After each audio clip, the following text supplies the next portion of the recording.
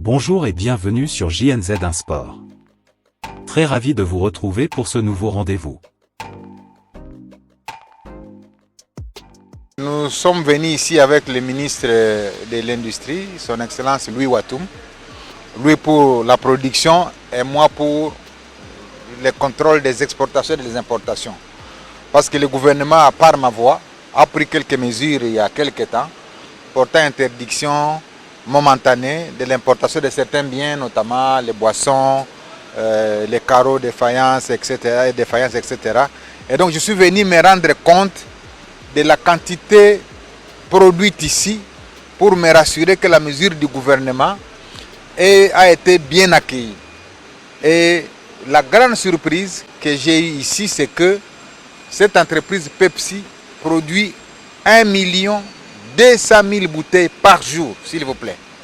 1 200 000 bouteilles par jour, ça veut dire toute la demande locale peut être satisfaite. Donc, 1 million de Congolais peuvent prendre Pepsi sans interruption chaque jour.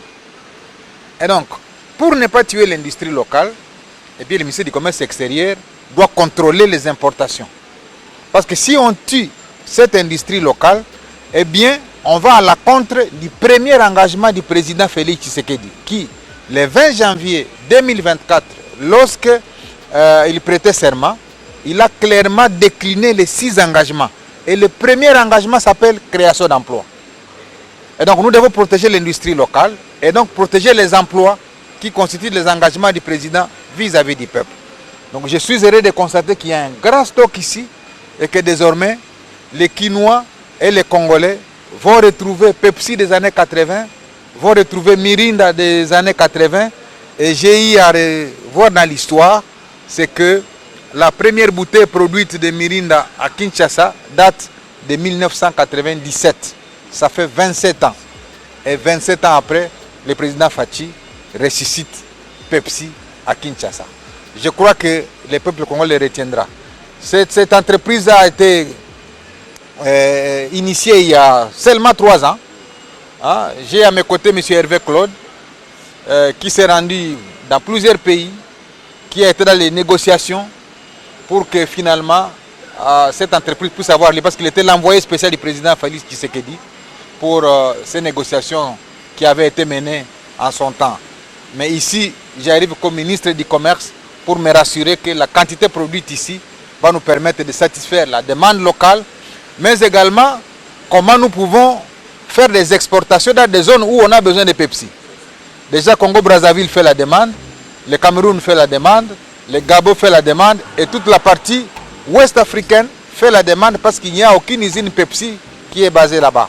Et donc, si la demande devient forte, nous allons produire peut-être par an autour de 2 milliards de bouteilles et on va être obligé d'augmenter le nombre de travailleurs ici, ce qui est avantageux pour le peuple congolais. Déjà, il y a plus de 300 qui sont localement ici. On va augmenter au fur et à mesure.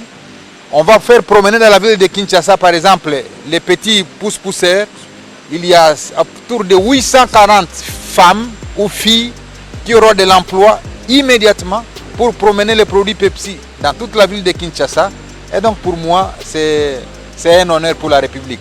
La prochaine étape, ce sera Lubumbashi, où sera installée la deuxième usine Pepsi pour les mêmes faits, pour les mêmes types d'emplois et pour rencontrer les besoins de notre population. Donc, je suis réconforté dans les mesures qui ont été prises, celles portant interdiction de quelques types de boissons gazeuses pour permettre que la production locale ne puisse pas souffrir de concurrence ou de dumping, comme on dit en langage technique. Je voudrais donc féliciter les responsables de Varun Beverage qui se sont coupés en morceaux parce qu'il y a quelques temps, on passait par ici, c'était de la brousse et personne ne croyait qu'une usine comme celle-ci pouvait pousser dans cet espace. Donc bravo au manager de l'entreprise, bravo au président de la République qui a cru qu'il est possible dans ce pays de faire renaître de nouveau l'industrie congolaise comme fleuron en Afrique centrale.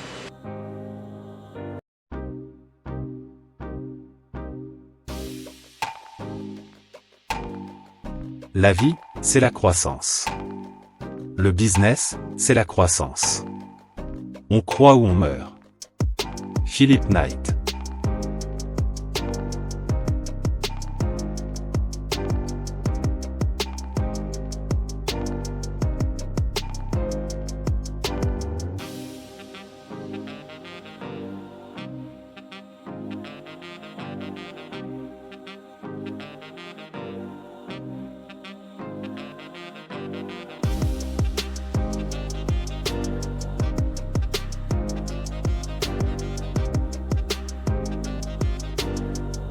Les problèmes des routes et du réseau des voies navigables doivent être résolus rapidement.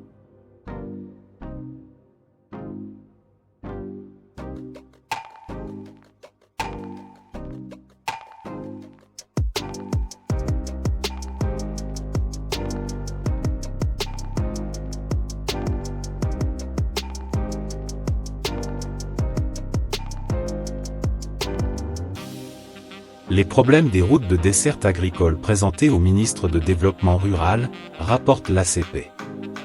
Les problèmes liés aux routes de desserte agricole et des voies fluviales de la province de Mai-Ndombe, sud-ouest de la République démocratique du Congo, ont été présentés lundi à Kinshasa, au ministre d'État en charge du développement rural. Nous avons été reçus par le ministre d'État en charge du développement rural, Mwindo Nzangi. Il était question de comprendre sa vision afin de passer en revue quelques projets qui seront implémentés dans les tout prochains mois et lui présenter les problèmes liés aux routes des dessertes agricoles et des voies fluviales de ma province pour que des solutions idoines y soient trouvées, a déclaré le bon Koso Kevani, gouverneur de la province de Mai-Ndombe. Mwindo Nzangi a rassuré le gouverneur de la prise en compte de sa province dans le secteur du développement rural. Le bon Koso, qui est en mission dans la capitale, a saisi cette opportunité pour présenter le problème de désenclavement de la province de Mai-Ndombe en mettant en œuvre des projets de balisage des rivières, et la construction des embarcations sécurisées pour permettre la navigation sur les rivières dans les respects de normes. L'encadrement et la formation des paysans ainsi que l'accompagnement des coopératives par le ministère du Développement rural a été également au menu de cette rencontre. Au sujet des voies des dessertes agricoles, l'hôte du ministre d'État a fait savoir qu'avec la réhabilitation des routes des dessertes agricoles et voies fluviales, la province de Mai-Ndombe sera désenclavée afin de faciliter l'évacuation des produits agricoles des paysans vers les centres de consommation. Mwindo Nzangi a promis à son hôte de se rendre personnellement, dans le Mai-Ndombe dans les tout prochains jours pour palper du doigt la réalité du terrain.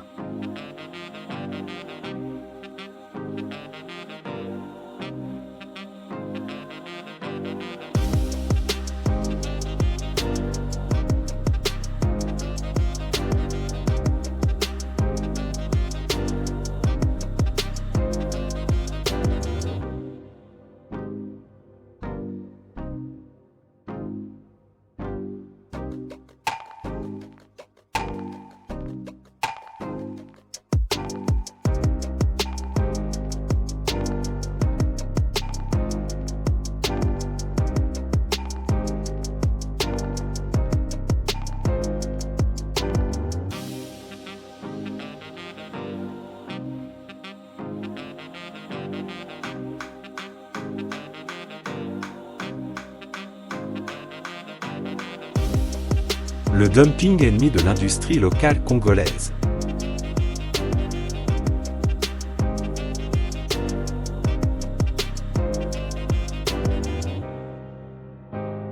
Le dumping désigne le comportement d'un vendeur qui pratique des marges très faibles sinon nulles en vue de conquérir un nouveau marché. L'entreprise espère ainsi chasser un ou plusieurs concurrents et pouvoir remonter les prix une fois la part de marché acquise. Cette pratique est souvent exercée par des exportateurs qui veulent pénétrer de manière offensive de nouveaux marchés, sans dégrader le niveau de prix sur le marché domestique puisque l'exportateur utilise les fortes marges qu'il obtient sur le marché domestique pour financer quelque temps l'absence de marge à l'export. Pour le droit de la concurrence, ces prix bas sont assimilés à des prix prédateurs et considérés comme abusifs si l'entreprise qui les pratique est en position dominante sur un marché, quelles que soient ses intentions, quelle est ou non réellement l'intention ou les moyens de faire remonter les prix plus tard.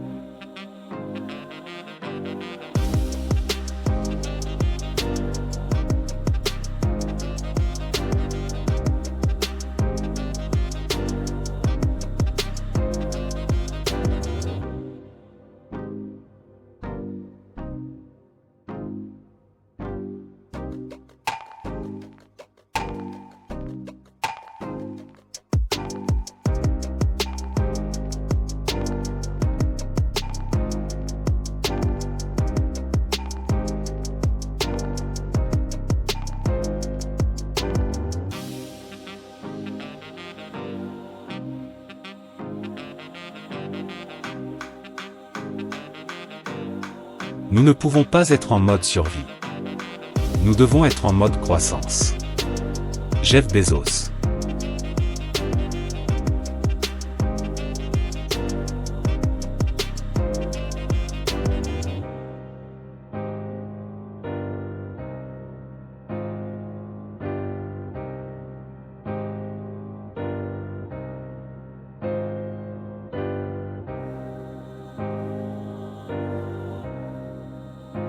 Le blanchiment d'argent. Un autre ennemi de l'économie congolaise.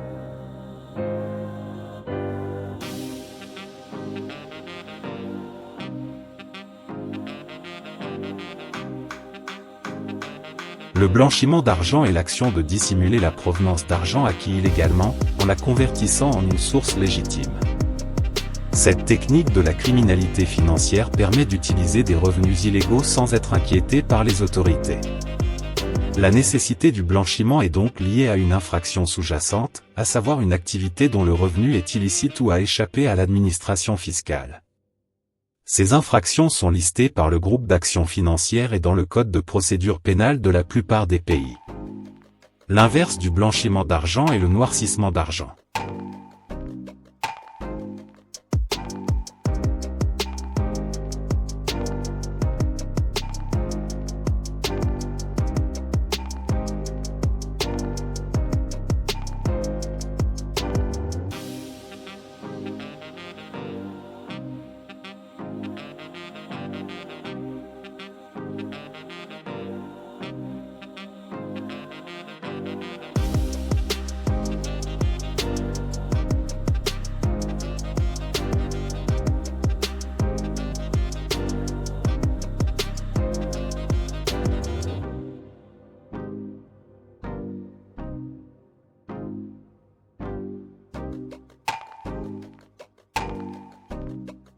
Si vous pensez au long terme, vous pouvez vraiment prendre de bonnes décisions de vie que vous ne regretterez pas plus tard. Jeff Bezos.